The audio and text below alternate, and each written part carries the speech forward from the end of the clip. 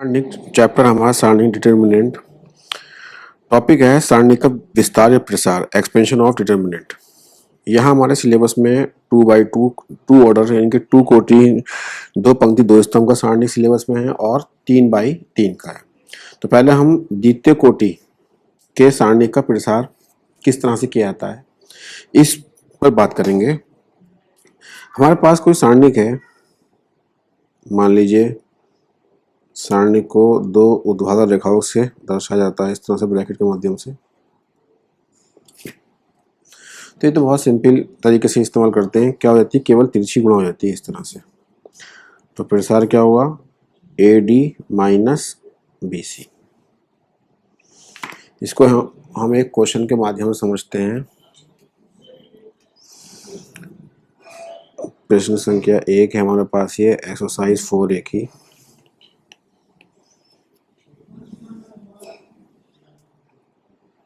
One two पंक्ति में 3 4 का मान ज्ञात कीजिए।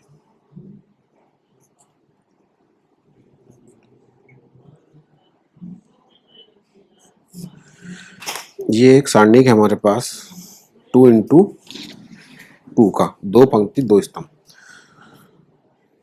तो क्या होगा हमारे पास इसका हल, जिस सारणी का प्रसार करना था, सारणी को डिटरमिनेंट कहते हैं, इसलिए D से शो कर लेते हैं। 1 2 3 4 2 पंक्ति R1 R2 और 2 स्तंभ C1 C2। तो 2 इंटू 2, 2 पंक्ति 2 स्तंभ। तो क्या करना होगा, केवल तिरछी गुणा। किस तरह से, 1 इंटू 4 माइनस 3 इंटू 2। तो ये कितना हो गया आपका, D इजिकल टू 4 एकम 4 और 3 दूनी 6। तो D इजिकल टू कितना हो गया, माइनस का 2। ये क्या हो गया इस क्वेश्चन का आंसर। इसी तरह से तृतीय कोटि का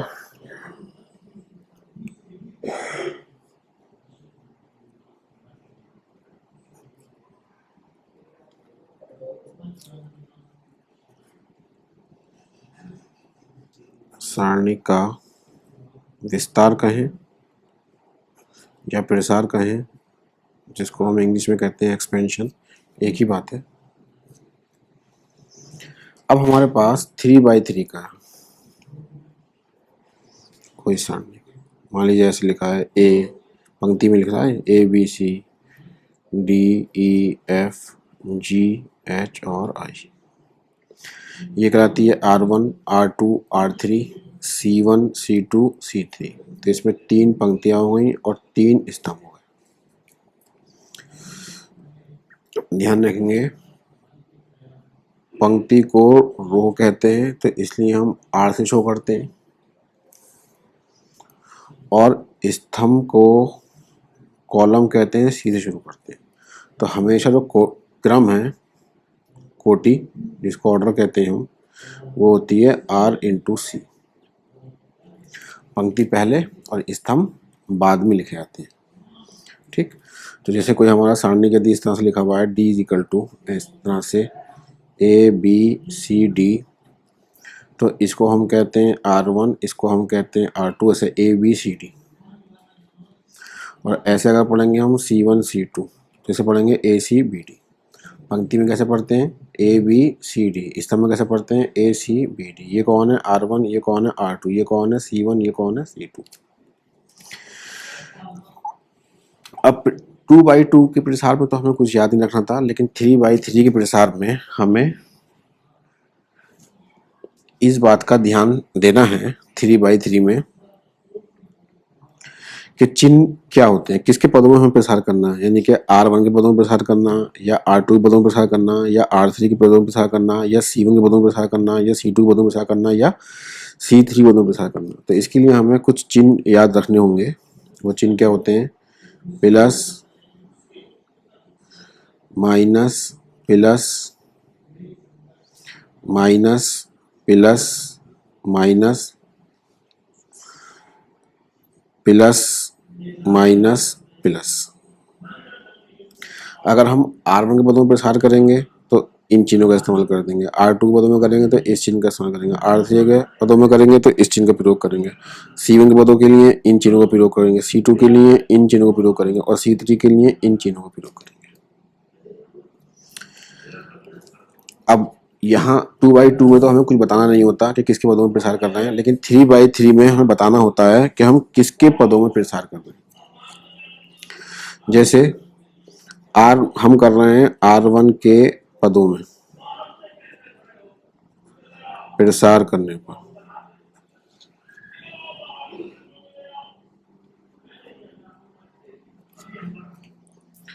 तो अब हमारे पास R1 कौन बना आपका,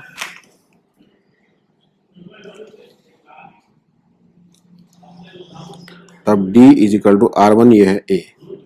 अब इस पद के लिए क्या होता है, इस A के लिए ये सीरीज भी नहीं आएगी और ये सीरीज भी नहीं आएगी, तो कौन आएगा फिर, ये ब्लॉक आएगा EFHI। फिर ये चिन्ह आएगा माइनस, फिर ये टर्म आएगा B। इस टर्म के लिए क्या होगा, B के लिए ना तो ये आएगा, T की फॉर्म में चलता है, और ना ही ये आएगा, क्या आएगा फिर DFGI। इस B के लिए ना तो ये आएगा ना ये आएगा, फिर चिन्ह आएगा प्लस का, फिर C आएगा, इसी के लिए ये भी नहीं आएगा ये भी नहीं आएगा, फिर क्या हुआ ये DEG और H। हमेशा याद रखना कि सारणी का प्रसार 3/3 का है तो वो 2/2 में कन्वर्ट होगा। इन फ्यूचर अभी 4/4 5/5 का भी सारणी का आएंगे, तो वहाँ जब हमें प्रसार करना होगा तो 4/4 का कन्वर्ट होगा 3/3 में, और 3/3 का कन्वर्ट होगा 2/2 में। जैसे कि आपने देखा कि 3/3 का था, अब 2/2 में कन्वर्ट हो गया। अब सिंपल वही पुराना फॉर्मूला में काम करने लगा आपका। उसी तरह से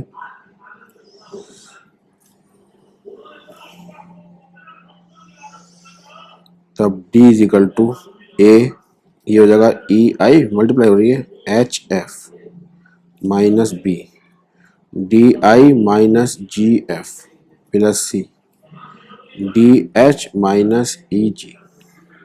इस प्रकार जब ये इस टाइम चर पदों में है, जब अचर पद में होगा तो ये कैलकुलेट होगा, जिस तरह से पहले अभी -2 मान आया था, इसी तरह से ये मान भी अंकों में प्राप्त हो जाएगा। एक बार और समझ सकते हैं, इसको देख सकते हैं। सारणी का प्रसार करना है हमें 2/2 और 3/3 कोटि के प्रसार में, तो ये हमारा सारणी कितना है 2 × 2, 2 पंक्ति और 2 स्तंभ। तो क्या होती है, तिरछी कोण हो जाती है AD माइनस BC। एक उदाहरण के माध्यम से क्या लिया हमने, एक आपका सारणिक है, पंक्ति में 1 2 3 4 का मान याद कीजिए, इसका प्रसार करना है D इक्वल टू 1 2 3 4, तब तिरछी कोण हो जाएगी 1 की × 4 से -3 की × 2 से, तो 4 × 4 -3 2 6 6 प्लस माइनस माइनस 6 में 4 गया -2, यही सारणी का क्या होगा मान। अब क्या है, तृतीय कोटि के सारणी का प्रसार, तो इसके लिए हमको ये देखना पड़ता है कि किस प्रकार हमारे चिन्ह है। तो देखिए, पंक्ति को हम रो कहते हैं तो इसलिए R से शो करते हैं, स्तंभ को हम कॉलम कहते हैं C शो करते हैं, और कोटि जिसको ऑर्डर लिखना होगा हमेशा RC, पंक्ति पहले स्तंभ बाद में, क्योंकि यहाँ वर्ग सारणी के ये 2/2 3/3, तो इसलिए कोई फर्क नहीं पड़ रहा। लेकिन अगर क्रम बदल गया तो हमें ध्यान रखना पड़ेगा कि पहले किसको लिखना बाद में किसको लिखना। और सारणिक D में क्या होता है, पंक्ति क्या है ABCD, तो इसको कैसे पढ़ते हैं R1 R2, और ये कैसे पढ़ते हैं C1 C2, तो कितना ऑर्डर हो गया इसका 2 × 2। अब 2/2 के सारणिक प्रसार में तो किसी चिन्ह की आवश्यकता नहीं होती, लेकिन 3/3 के सारणिक में हमें चिन्ह की आवश्यकता होती है।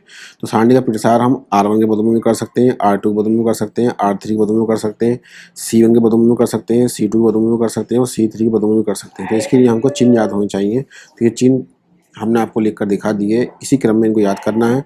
अगर R1 यूज़ करना है तो ये चिन्ह आएंगे, R2 यूज़ करना है तो ये चिन्ह आएंगे, R3 के पदों में प्रसार करना तो ये आएंगे, C1 के पदों में प्रसार ये आएगा, C2 के पदों में ये आएगा, और C3 के पदों में ये आएगा। तब हमने यहाँ बताना पड़ेगा आपको किन के पदों में विस्तार कर रहे हैं। तो हमने R1 के पदों में विस्तार किया, तब तो D इक्वल टू A, और इस टर्म के लिए ये भी नहीं आएगा ये भी नहीं आएगा, क्या आएगा फिर EFHI, फिर ये चिन्ह आएगा माइनस, फिर ये B आएगा, फिर इस पद के लिए ये भी नहीं आएगा और ये भी नहीं आएगा, क्या आएगा फिर DFGI,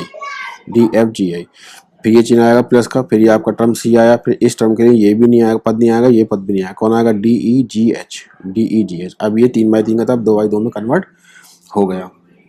इसके बाद आप जैसे नॉर्मल प्रसार करते हैं D इक्वल टू तिरछी गुणा करके A EI minus HF minus B DI minus GF plus C DH minus GE या EG। इस प्रकार ये चर पद में था इसलिए आपको इस तरह दिखाई दे रहा है, लेकिन अगर ये अंकों में होता तो ये भी इसी तरह से कैलकुलेट हो रहा था, जैसे कि आपका यहाँ पर आपका 2 आया है। इसको आप ध्यान से एक बार नोट कर लीजिए।